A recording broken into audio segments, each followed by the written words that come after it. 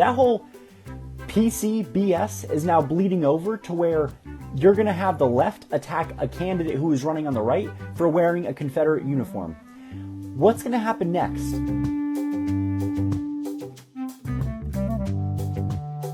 I think what's happening now should inspire everyone who is rallying behind Doug Mastriano to start going to rallies with him, flying the Confederate battle flag high and proud, flying the Confederate national flags high and proud, wearing kepis, and wearing full-on Confederate uniforms, and the ladies wearing hoop skirts. And that is a conservative activist and Confederate admirer. He is talking about Doug Mastriano, who's the Republican candidate for governor in Pennsylvania. Mastriano is involved in something of a controversy because a few years ago, he was pictured at the Army War College. He's a retired Army colonel. He was pictured there during a faculty photo op wearing a Confederate battle uniform. The faculty were given the option during this photo of choosing a historical figure and dressing up as one. Most of them chose not to, but Mastriano was the only one who used a Confederate uniform in the photo.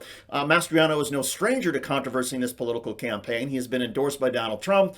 He has repeatedly invited fringe right-wing characters to his rallies. But as far as the Confederacy is concerned, his supporters are suggesting, okay, bring it on. If we're going to let the left and the rhinos attack us for simply doing a reenactment or wearing a veteran's uniform, you might as well just go full force and just throw it right back in their face. Throw it back in their face. Yes, go ahead. Bring that Confederate battle flag to rallies. Maybe wear Confederate outfits. Heck, perhaps you can even change the Doug Mastriano campaign theme song to "I Wish I Was in Dixie." As offensive as all of this is, and it is offensive, perhaps we should consider ourselves lucky that at least a few conservatives are now willing to show their true colors, that they do support hatred, perhaps even slavery. Maybe they want states like Pennsylvania, never mind the Deep South, to secede from the Union because of disagreements with blue states. And again, we're talking about Pennsylvania. This isn't some congressional district in Alabama or Georgia or Mississippi. This is a statewide race in Pennsylvania. And these lunatics are saying, yeah, go ahead, and we should all wear Confederate outfits. Yeah, that's a brilliant political move. Go for it. By the way, speaking of the Pennsylvania governor's campaign, the Democratic candidate in this race is Josh Shapiro. He is Pennsylvania's Attorney General. And he has now been endorsed by a slew of Republicans who are calling Mastriano too extreme. This includes 9 Pennsylvania state Republican lawmakers and legislators, and also a few national Republicans, including Michael Chertoff, who was Secretary of Homeland Security for President George W. Bush.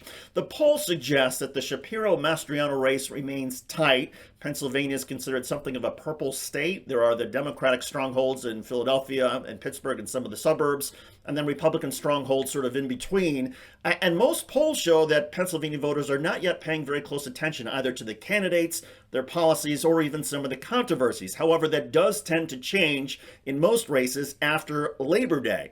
So this is good news for Democrats. The Republicans, at least a few of them, are raising the profile of Doug Mastriano's association with the Confederacy.